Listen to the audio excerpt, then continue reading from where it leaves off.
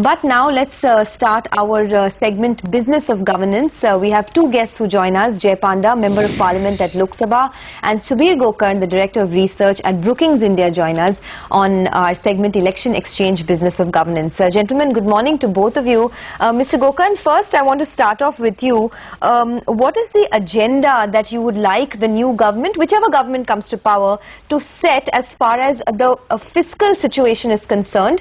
What are the 1, 2 or 3 rules that you would like the new government to set first up? Well, speaking specifically about the fiscal situation, I think there are 3 issues which we need to get to grips with very quickly. One is clearly, what's really being talked about, which is the overall size of the fiscal deficit and the priority on containing it, bringing it back to what the FRBM roadmap from 2003 to 2008 had laid out, which is essentially trying to bring the revenue deficit to zero and using whatever you borrow to create assets. I think that's a very, very important restructuring that we need to see. But within the revenue deficit, really the problem over the last few years has been subsidies, and we have to find a way to contain subsidies.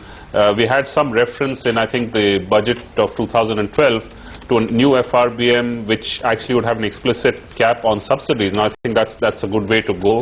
That locks in governments regardless of political orientation. And I think we need to move back to this more formal system of fiscal rules to try and get some predictability and some commitment into place.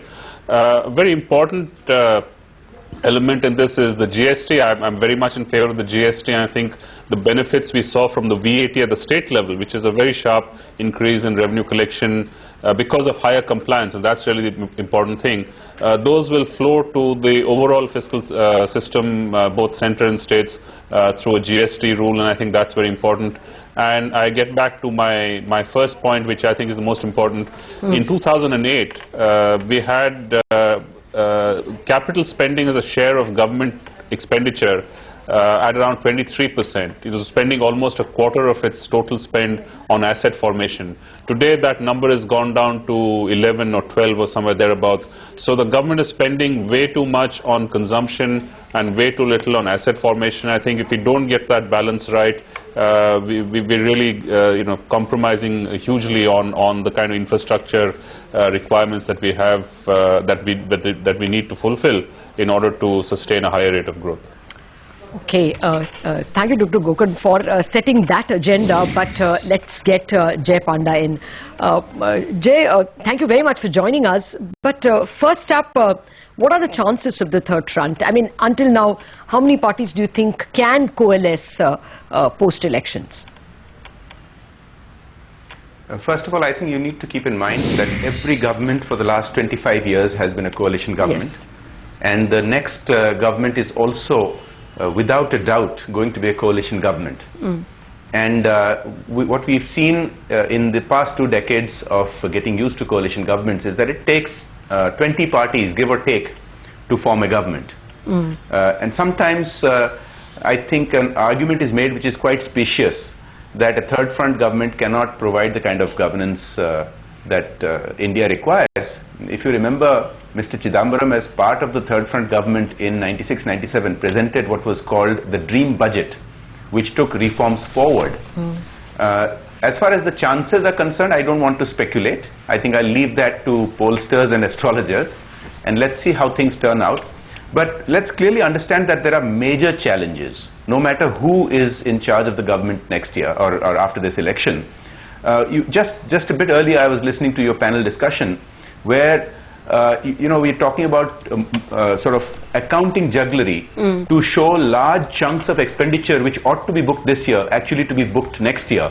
And then on top of that, the sort of very lofty sounding target of bringing down the fisc from 4.8 to 4.2 is going to be a huge challenge for any government. No, I take that, Mr. Panda, that there is a lot of jugglery and let's call it fudging. I mean, that's the word to use in terms of how the fisc is calculated.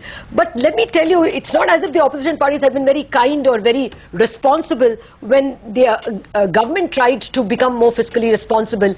Ever so often in the first last 4 years of the UPA2 government, when prices of diesel or any of the petroleum products were raised, a lot of the opposition parties which are today part of the third front or will be part of the third front have opposed it. This fiscally responsible steps which of 50 paise increase in diesel price got taken only lately. Earlier, any 2-3 price rise in diesel was opposed tooth and nail. That is exactly what I want to come to. If the third front comes in, would all your coalition partners be agreeable for a market price of diesel and curbing the LPG, subsidized LPG to maybe 9 or 10 cylinders? Do you think you all will give agreement on that? First of all, let's see the context in the correct perspective. You talked about the opposition creating hurdles when the government gave the right signals, but I think all your viewers know that right throughout the entire tenure of this government, it has been at war with itself. If the government ever itself gave a consistent signal, that would have been the starting point for trying to bring around people in the opposition. But you know, even within this last few months, on the one hand, you've had Mr. Chidambaram cracking down very hard on expenditure to try and achieve the 4.8% number.